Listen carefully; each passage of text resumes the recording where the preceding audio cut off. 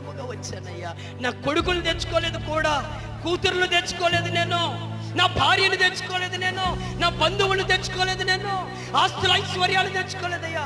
నా ఒంటికి కట్టబడిన ఒక్క మొలతాడు కూడా నేను తెచ్చుకోలేదయ్యా.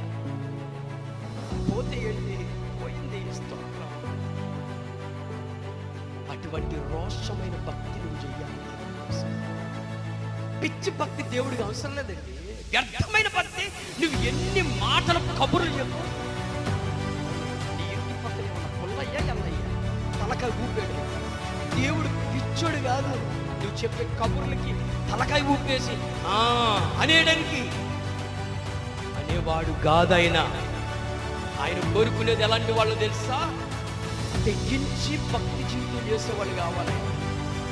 వాక్యము ఉన్నది ఉన్నట్టుగా పాటించగలిగిన వాడు కావాలి ఆయనకి.